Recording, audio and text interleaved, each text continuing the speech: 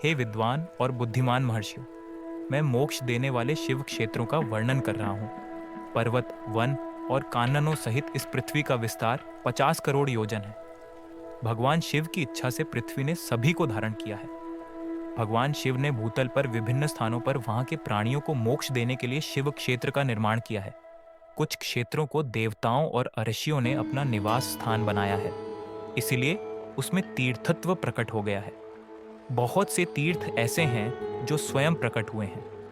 तीर्थ क्षेत्र में जाने पर मनुष्य को सदा स्नान, दान और जाप करना चाहिए, अन्यथा मनुष्य रोग, गरीबी तथा मूकता आदि दोषों का भागी हो जाता है।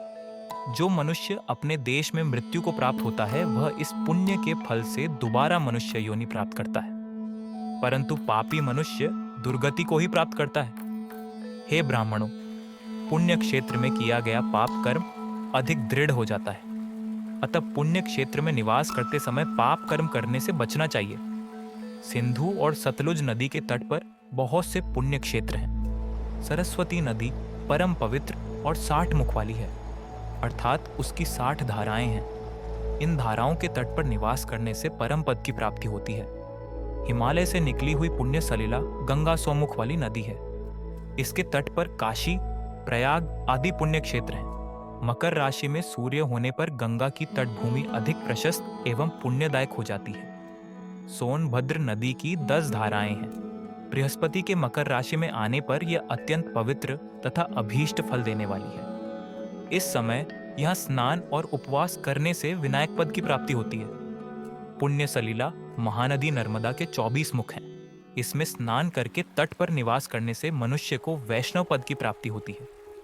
तमसा के 12 तथा रेवा के 10 मुख हैं। परम पुण्यमयी गोदावरी के 21 मुख हैं। यह ब्रह्महत्या तथा गोवध पाप का नाश करने वाली एवं रुद्रलोक देने वाली है। कृष्णवेणी नदी समस्त पापों का नाश करने वाली है। इसके 18 मुख हैं तथा यह विष्णुलोक प्रदान करने वाली है। तुंगभद्रा 10 मुखी है एवं ब्रह्मलोक देने वाली है।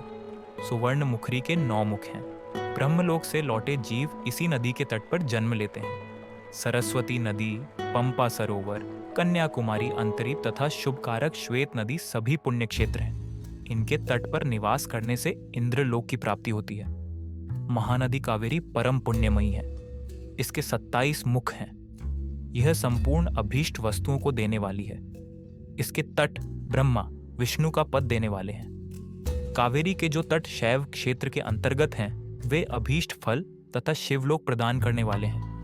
नैमिषारण्य तथा बद्रिकाश्रम में सूर्य और बृहस्पति के मेष राशि में आने पर स्नान और पूजन करने से ब्रह्मलोक की प्राप्ति होती है। सिंह और कर्क राशि में सूर्य की संक्रांति होने पर सिंधु नदी में किया स्नान तथा केदार तीर्थ के जल का पान एवं स्नान ज्ञानदायक माना जाता है। बृहस्पति के सिंह राशि में स्थित होने पर भाद्र मास में गोदावरी के जल में स्नान करने से शिवलोक की प्राप्ति होती है, ऐसा स्वयं भगवान शिव ने कहा था।